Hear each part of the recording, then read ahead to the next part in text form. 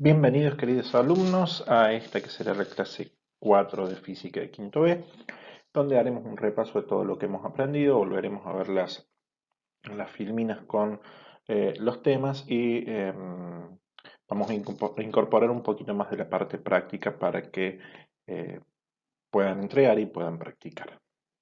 Los temas que vimos fueron conceptos de calor y temperatura, más calorimetría, que fue lo que vimos durante la semana.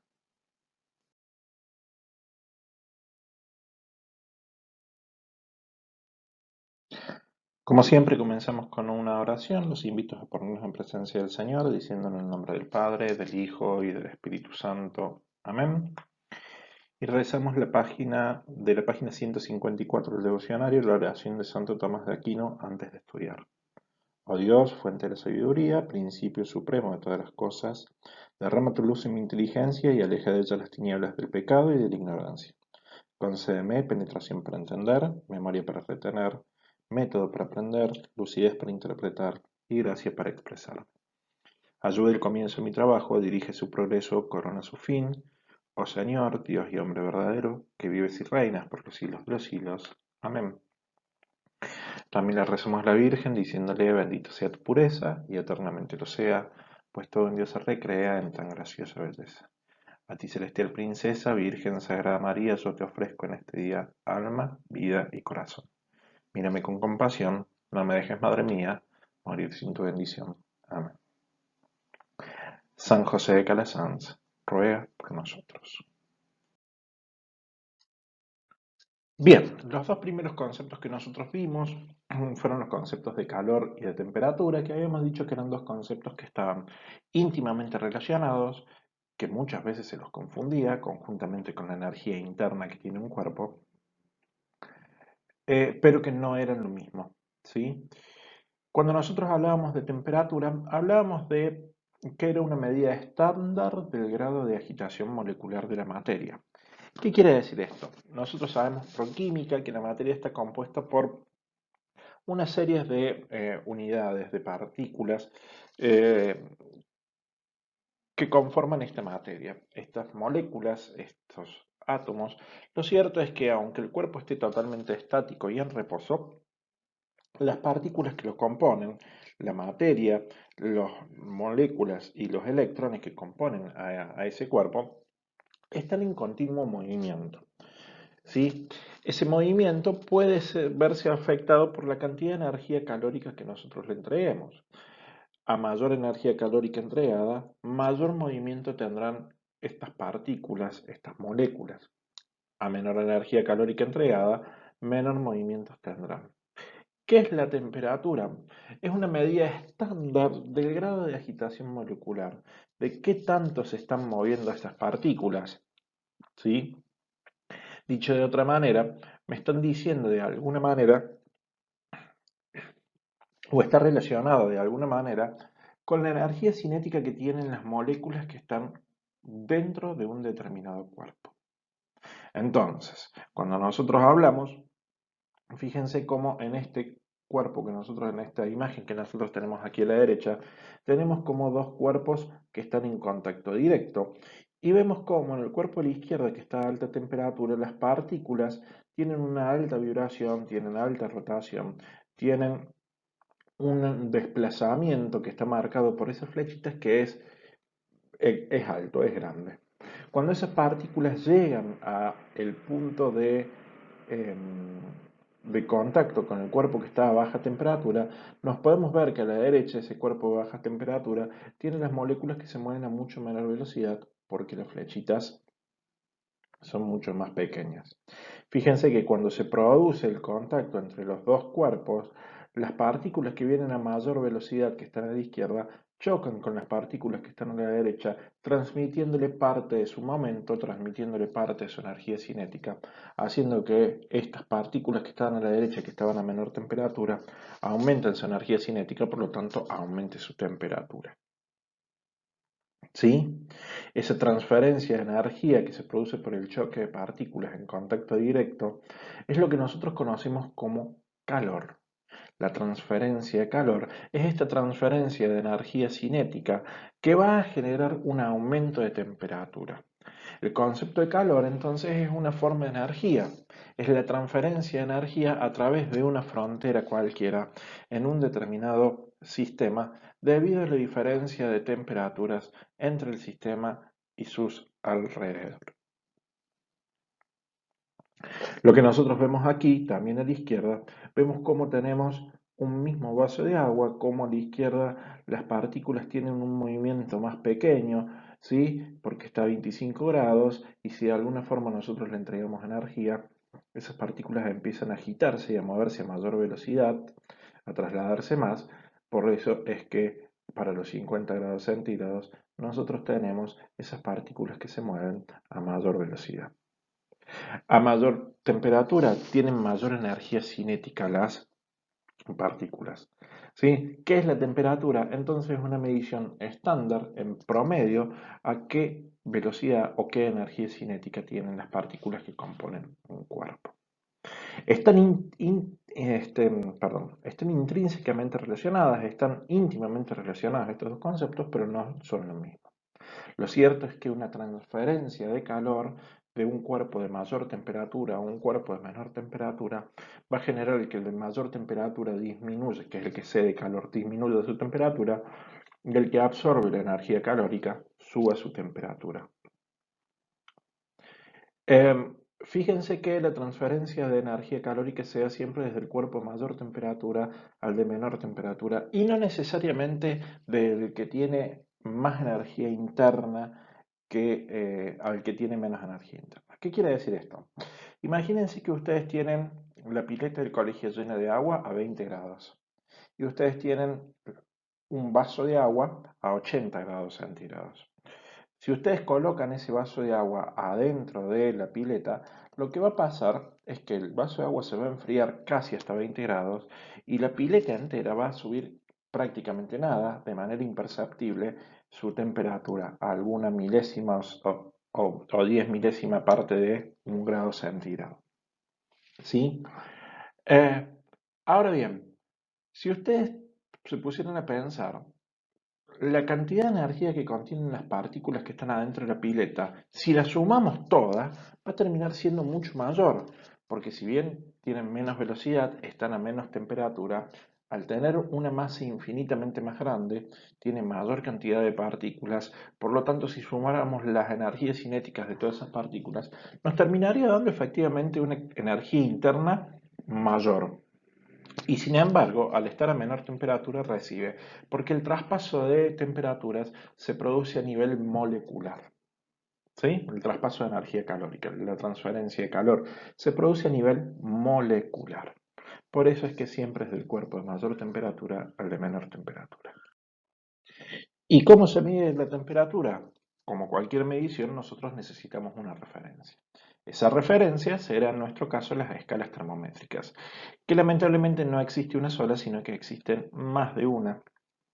Actualmente en el mundo se utilizan tres: la escala centígrada o Celsius, la escala Fahrenheit y la escala Kelvin. La Celsius, que es quizás la más utilizada en la mayoría de los países, es la que nosotros utilizamos aquí en la Argentina. La Fahrenheit es la que se utiliza en países de colonización inglesa en general, mientras que la escala Kelvin es la que se utiliza por sobre todas las cosas dentro del ámbito de la ciencia. Para definir una escala nosotros necesitamos puntos de referencia y dependiendo de los puntos de referencia que nosotros estemos asignando, pues va a ser la escala que nosotros tengamos como resultado. La escala Celsius, la escala centígrada, utiliza como extremos de escala a dos fenómenos físicos conocidos, que son el punto de congelamiento, de congelación del agua, el punto de fusión del agua y el punto de evaporación del agua en condiciones normales de presión, la presión de una atmósfera, la presión atmosférica normal a nivel del mar. ¿Sí? Al punto de fusión, Celsius le asignó el valor 0, mientras que al punto de ebullición, al punto de evaporación, le asignó el valor 100. Entre esos dos puntos hizo 100 marquitas iguales, cada una de ellas equivale a 1 grado Celsius. ¿Cuál es el problema con esto? Bueno, que el punto de escala 0 no corresponde a un movimiento de partícula 0, ¿sí? Está como desplazada la escala. Quiere decir que nosotros podríamos tener temperaturas por movimientos, por agitaciones moleculares menor a la de 0 grados, lo que nos daría temperaturas negativas. Conceptualmente no tiene demasiado sentido que una temperatura sea negativa, porque si la temperatura es el grado de agitación molecular de la materia, pues no puedo tener una agitación negativa. La materia se agita o no se agita, pero no me puedo agitar negativamente. ¿Sí? Viendo esto, Fahrenheit dijo, bueno, está bien la escala de Celsius, pero la verdad es que tenemos que utilizar temperaturas negativas que no tienen demasiado sentido. Entonces, ¿qué vamos a hacer? Vamos a correr el cero de escala lo más abajo que nosotros podamos. Y definió un cero de escala que es fácilmente reproducible en el laboratorio con la tecnología que él tenía en ese momento. Y dijo que el cero para él era la temperatura de una mezcla con determinadas proporciones de agua, alcohol, hielo y sal. El alcohol tiene un menor punto de fusión que el agua y la sal hace que también baje el punto de fusión, logrando que la temperatura de fusión del agua bajo esas condiciones esté bastante por debajo de los 0 grados centígrados. A ese valor le llamo 0 grados Fahrenheit. Y la temperatura del tope de escala de los 100 grados Fahrenheit la tomo como la temperatura interna promedio del ser humano, ¿sí? Que es alrededor de unos 37 grados centígrados. Entonces, fíjense que aquí tenemos a la altura que se produce la congelación del agua corresponden 0 grados centígrados y 32 grados Fahrenheit. ¿Sí? Porque el 0 grados Fahrenheit está por debajo. De la comparación que nosotros tenemos de estas dos escalas, nosotros vamos a poder hacer. Fíjense que el tope de escala de 100 grados centígrados equivalen a 212 grados Fahrenheit. Quiere decir que los 100 grados de Celsius centígrados de amplitud corresponden a 180 grados de amplitud Fahrenheit. De la comparación de las dos escalas, nosotros podemos sacar la formulita que nos va a permitir hacer la transformación directa entre estas dos temperaturas. Elijamos un punto cualquiera de la escala Celsius, entre 0 y 100 grados, cualquiera. Ese valor, ¿sí?, va a tener la misma altura, el termómetro, en la escala Fahrenheit. La altura de la columna entre 0 y ese valor, supongamos 40 grados centígrados, ¿sí?, va a ser a la totalidad de la escala, 100 grados centígrados, como la diferencia desde ese punto a lo que equivale al 0 grados centígrados, que son las 32 grados Fahrenheit. Esa temperatura en Fahrenheit menos 32 grados Fahrenheit va a ser a los 180 grados centígrados. Fíjense que comparamos 100 grados centígrados con 180 grados Fahrenheit y los dos segmentitos que nos van a quedar, que nos miden las temperaturas en las dos escalas. Así nace esta proporción que tengo aquí a la derecha arriba. La temperatura en grados centígrados es a 100 grados centígrados, como la temperatura en grados Fahrenheit menos 32 grados Fahrenheit, porque la escala está corrida a 32 grados, es a la amplitud de la escala en Fahrenheit, que era 180 grados. A partir de ahí es muy fácil. Por ejemplo, convertir a Celsius la temperatura es 78 grados Fahrenheit. Bueno, donde dice temperatura en Fahrenheit lo reemplazamos por 78. 78 menos 32 me da 36 grados Fahrenheit. 36 grados Fahrenheit dividido los 180 grados Fahrenheit por los 100 grados centígrados que pasan multiplicando, me termina dando una temperatura que es de 20 grados centígrados.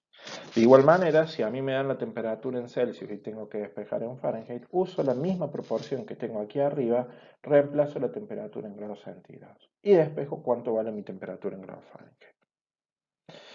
Ahora, hubo alguien todavía más inteligente que los dos, que fue Lord Kelvin, y dijo, si la temperatura negativa no existe, pues pongamos el cero de escala ahí donde las partículas dejan de moverse, el punto cero de entropía, el punto donde las partículas dejan de tener movimiento, donde hasta los electrones dejan de girar. ¿Sí? Ese punto Él lo pudo extrapolar por una serie de mediciones y de experimentación científica y llegó a la conclusión de que estaba a menos 273,15 grados centígrados. Por debajo de esta temperatura no podemos bajar. Entonces ahí puso el cero. Y utilizó la misma escala de Celsius, nada más que con el cero a menos 273. Quiere decir que el punto de congelación del agua se produce a 276 y el punto de ebullición a 373. ¿Sí? Sigue habiendo 100 grados de diferencia, ¿sí? Nada más que el cero de escala lo tenemos mucho más abajo. Para transformar, bueno, lo único que hacemos a la temperatura Celsius le sumamos 273,15 y se acabó el problema. Aquí abajo tienen todas las formulitas de transformaciones si les interesa. Pero conociendo la transformación de Celsius a Kelvin y conociendo la equivalencia entre Celsius y Fahrenheit, podemos hacer cualquier transformación que a nosotros se nos ocurra.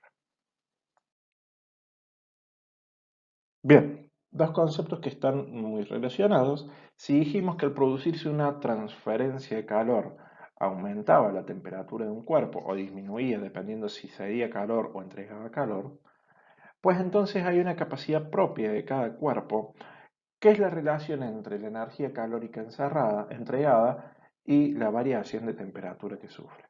Ese concepto es la capacidad calorífica. ¿Sí? Se define la capacidad calorífica como el cociente entre el calor entregado a un cuerpo y la variación de temperatura que dicho cuerpo sufre. Capacidad calorífica C es calor Q sobre variación de temperatura. El calor es energía, por lo tanto se mide en joules. La variación de temperatura, claramente en grados centígrados.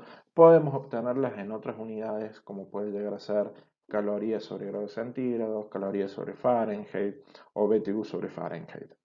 ¿Sí? ¿Qué es la caloría? Bueno, es otra unidad de medida que nace a partir de este concepto de capacidad calorífica. Se define la caloría como la cantidad de calor necesaria para elevar la temperatura de 1 gramo de agua de 14,5 grados centígrados a 15,5 grados centígrados. Una caloría equivale a 4,186 joules. Entonces, ¿cómo se hace esto? Bueno, se mide. ¿Sí? Se hace la experiencia, más o menos similar a la que nosotros tenemos aquí, a 1 gramo de agua de 20 a 21 grados. Si la caloría es 4,186 joules, una kilocaloría que servirá para elevar 1 kilo de agua en 1 grado será 4.186 joules. Este valor 4.186 nosotros lo vamos a estar utilizando en calorimetría de manera sostenida, porque es el calor específico del agua.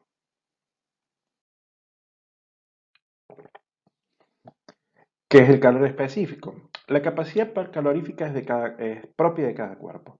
Depende, entre muchas otras cosas, del material en que está hecho, pero también de la cantidad de materia que tiene. Si tiene mayor masa, pues tendrá más capacidad de eh, absorber energía calórica sin levantar tanto su temperatura. ¿Qué es el calor específico? Es una forma de independizarnos de la especificidad de cada cuerpo y hacer referencia al material con el cual está compuesto. Se define el calor específico de un cuerpo como su capacidad calorífica dividido su masa. ¿Sí? Quiere decir que es calor sobre delta T dividido la masa, lo cual nos llega a esta formulita que tenemos aquí, que el calor específico C es el calor Q sobre la masa M por la variación de temperatura delta T. Esto se va a medir claramente en joules sobre kilogramos por grados centígrados. ¿Sí? Es una propiedad intrínseca de la materia, por lo tanto nosotros lo podemos medir y lo podemos tabular. Yo lo que les puse aquí es una tablita con diferentes elementos, sólidos, otros sólidos, líquidos y un solo gas, y los calores específicos que fíjense que están expresados en joules sobre kilogramo grados centígrados o en calorías sobre gramo por grado centígrado. Dependiendo de cómo me den los datos, yo utilizo la columna de la izquierda o la columna de la derecha. Un ejercicio de aplicación.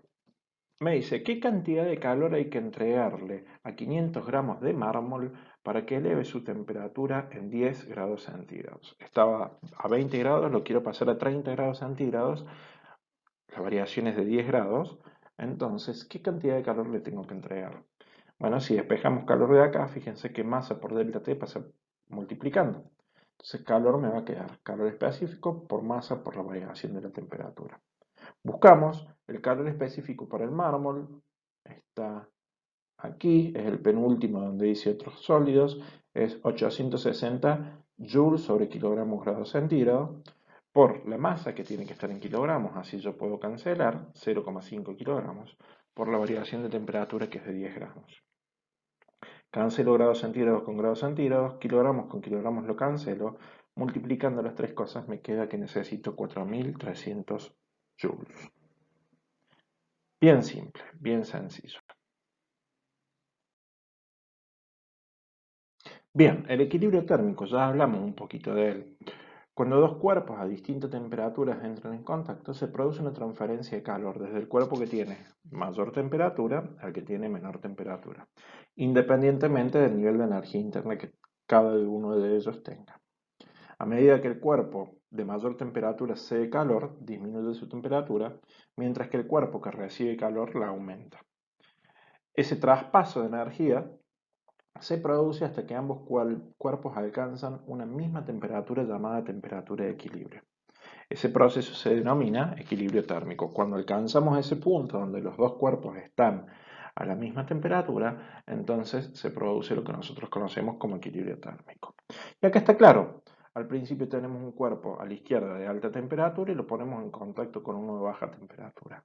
Los choques entre partículas aquí en la frontera transmiten parte de la energía de las partículas que están a la izquierda hacia la derecha, haciendo que las partículas de la derecha aumenten su energía cinética y por lo tanto su temperatura, y que los de la izquierda disminuyan su energía cinética y por lo tanto su temperatura, hasta que va a llegar un punto en que lo que tenemos a la izquierda y a la derecha van a tener la misma energía cinética, es decir, van a estar en la misma temperatura y la transferencia de calor cesa.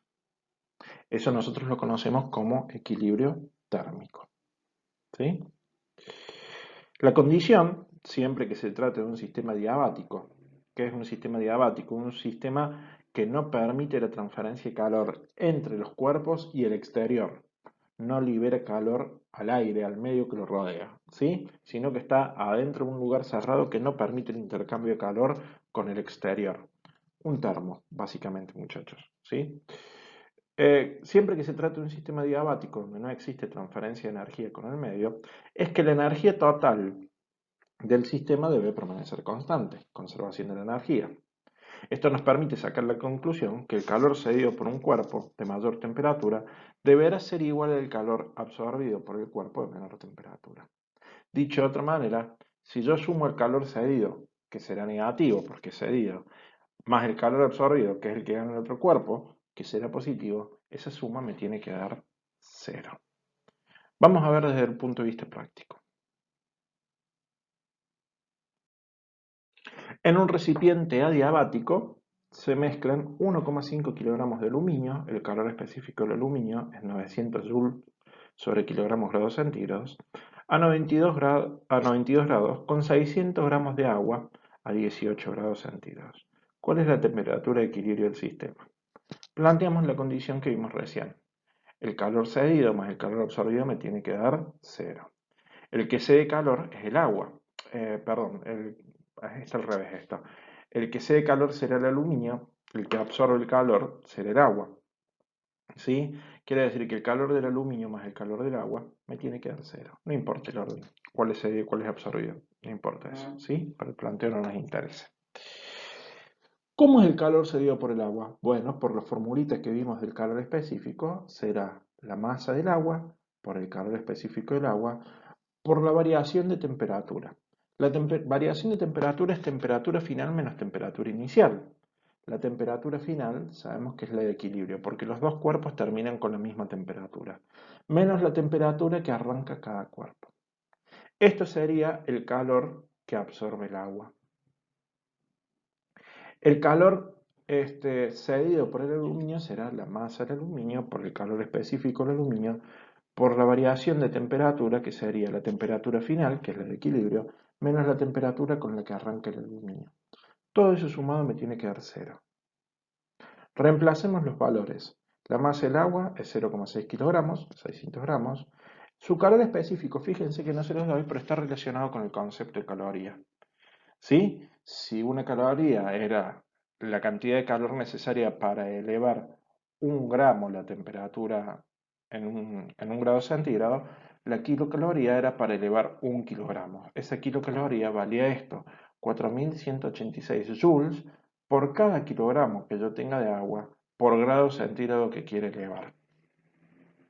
Este valor 4186 ustedes lo tienen que conocer porque es el concepto de kilocaloría. Y la variación de temperatura será mi temperatura de equilibrio final, que es la incógnita, menos los 18 grados desde los que parte el agua. Más la masa del aluminio, que es 1,5, el calor específico del agua, que es 900 joules sobre kilogramos grados centígrados, y la variación térmica será de temperatura de equilibrio menos 92 grados centígrados. Todo eso sumado tiene que ser igual a 0. Multiplican 0,6 por 4182 y eso les da 2511,6 y lo distribuyen respecto al paréntesis. Entonces les va a quedar 2511,6 joules sobre grados centígrados, kilogramos se me fue con kilogramos, multiplicado por la temperatura de equilibrio, menos 0,6 por 4186 por 18 me da 45.208,8 y esto me queda en joules porque kilogramos se fue con kilogramos y grados centígrados se fue con grados centígrados. Más 1,5 por 900 es 1350 joules sobre grados centígrados por la temperatura de equilibrio, menos a eso lo multiplico por 92 y me da 124.200 joules. A partir de ahí despejamos la temperatura de equilibrio, ¿sí? Hasta este punto, hasta el renglón anterior, era un ejercicio de física. Ya a partir de ahí es un despeje de una ecuación matemática, ¿no? Fíjense que lo que no tiene la incógnita, que está en joules, lo pasamos al otro lado sumando, los 124.200 más los 45.208,8 joules. Y entre estos dos términos que tienen la incógnita, temperatura y equilibrio, saco factor común, sumando 2511,6 joules sobre kilogramos más 1350 joules sobre kilogramos. La suma de estas dos cosas me va a dar 3.861,6. La suma de las dos cosas que tengo a la derecha me da 169.408,8 joules. Dividiendo esos dos valores, yo obtengo la temperatura de equilibrio. Característica de la temperatura de equilibrio, claramente tiene que estar entre el cuerpo de mayor temperatura y el cuerpo de menor temperatura. En este caso tiene que estar entre 18 y 92. ¿Pueden tener un error matemático en el ejercicio? Pueden tener un error matemático. Lo que no puede ser es que yo les pida una temperatura de equilibrio en este ejercicio y ustedes me digan que la temperatura de equilibrio vale 250 grados.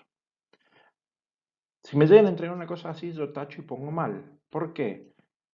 Profe, pero me equivoqué en un signo. Sí, pero lo que me importa es que no estamos interpretando el resultado. Ahora, si se equivocaron en un signo y en vez de 43,87 les dio 52 grados, bueno, a lo sumo bajaré medio puntito, pero no hay tanto problema en ese sentido. ¿Se entiende? Una cosa es la falta en el error matemático y otra cosa es la falta en el error de interpretación. Si yo tuviera 3 cuerpos en contacto en vez de 2, es exactamente lo mismo, nada más que sumamos 3 calores. Y mi temperatura de equilibrio siempre tendrá que estar entre la máxima temperatura y la mínima temperatura. No es muy difícil en modelo matemático, es cuestión de hacer un par de ejercicios. Y eso es todo, muchachos. ¿Qué es lo único que tienen que entregar? Bueno, básicamente los ejercicios que estamos mandando acompañando este videito, ¿sí?